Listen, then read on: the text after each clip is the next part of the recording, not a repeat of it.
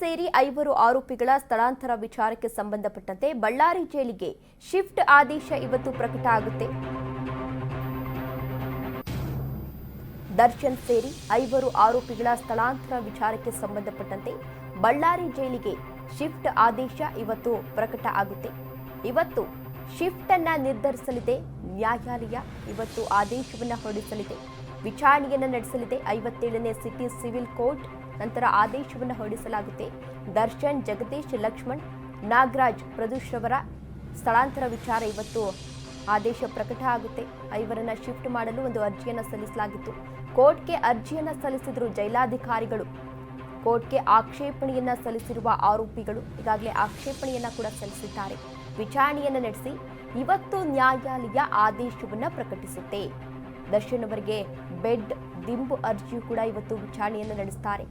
ಪವಿತ್ರ bale ಅರ್ಜಿಯು ಕೂಡ ಇವತ್ತು ವಿಚಾರಣೆ ಆಗುತ್ತೆ. ಒಟ್ಟಿನಲ್ಲಿ ಈ 3 ವಿಚಾರಣೆ ಇವತ್ತು ಆಗಿ ಕೋರ್ಟ್ ಆದೇಶವನ್ನ ನೀಡಲಿದೆ. ಆದೇಶ ಏನಾಗಲಿದೆ ಎಂದು ಎಲ್ಲರೂ ಕೂಡ ಕುತೂಹಲದಿಂದ ಕಾಯ್ತಾ ಇದ್ದಾರೆ.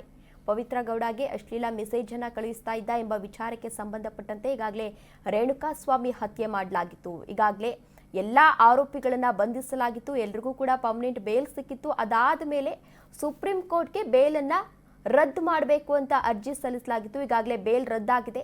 ಜೊತೆಗೆ ಈ 5 ಜನ ಆರೋಪಿಗಳನ್ನ ಬೇರೆ ಬೇರೆ ಜೈಲಿಗೆ ಶಿಫ್ಟ್ ಮಾಡಬೇಕು ಅಂತ ಈಗಾಗಲೇ ಅರ್ಜಿಯನ್ನ ಸಲ್ಲಿಸಲಾಗಿದೆ. ಆ ಅರ್ಜಿ ವಿಚಾರಣೆ ನಡೆಯುತ್ತೆ. ಯಾಕೆ ಅಂತ ಅಂದ್ರೆ ಈ ಹಿಂದೆ ಸಾಕಷ್ಟು ಅವಾಂತರಗಳು ಸೃಷ್ಟಿಯಾಗಿತ್ತು. ಅಂದ್ರೆ ದರ್ಶನ್ ರವರು ಪರಪ್ಪನ ಅಗ್ರಹಾರದಲ್ಲಿ ಇದ್ದಂತಹ ಸಂದರ್ಭದಲ್ಲಿ ಕೆಲವೊಂದು ಫೋಟೋಸ್ಗಳು ವೈರಲ್ ಆಗಿದ್ದು. ಅಂದ್ರೆ ದರ್ಶನ್ಗೆ ಪರಪ್ಪನ ಅಗ್ರಹಾರದಲ್ಲಿ ರಾಜ್ಯಾತಿಥ್ಯವನ್ನ ನೀಡಲಾಗ್ತಾ ಇದೆ ಎನ್ನಲಾಗ್ತಾ ಇತ್ತು. ಜೊತೆಗೆ ಸಾಕಷ್ಟು ಫೋಟೋಗಳು ವೈರಲ್ ಆಗಿದ್ದು.